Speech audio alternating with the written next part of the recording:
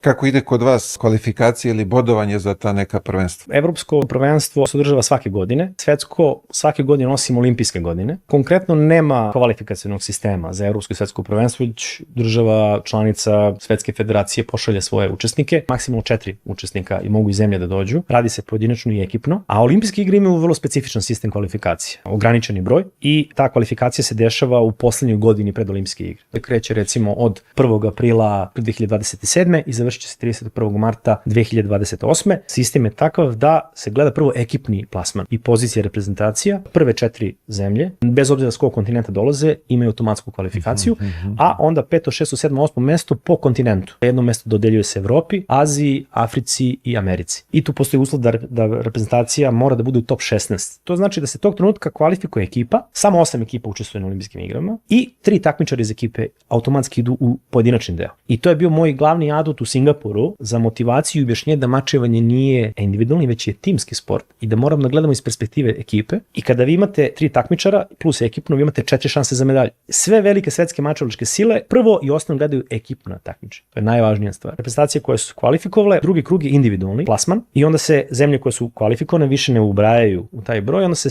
sledeći individualni sportista na nekoj poziciji na individualnoj svetskoj rang listi dobija kvalifikaciju. Kad se taj deo prođe, završna šansa su zonski kvalifikacioni turniri. Tu učestvuju sve one zemlje koje nemaju već kvalifikovane borce i tu ko osvoji turnir odlazi na olimpijske igre. U slučaju Singapura, za prve olimpijske igre kad smo to ostvarili, to je bilo u Tokiju, 2 takmičarke, obe su išle na taj kvalifikacioni turnir poslednji u Aziji i obe su osvojile taj turnir. Za igre u Parizu, jedna takmičar uspela da se kvalifikuje direktno preko rang liste. Druga je ponovo otišla i ponovo osvojila te kvalifikacioni turnir. I šta je lepota olimpijskih igara u mačevanju? Što vi s jednog svetskog prvenstva gde se pojavi 250 učesnika, odete na olimpijske igre da ima 36. Samim tim šansa je već. Moj glavni adut u Singapuru je bio olimpijske igre. To je glavna priča. A olimpijske igre gleda ceo svet. Tako da će i strategija ovde isto biti ta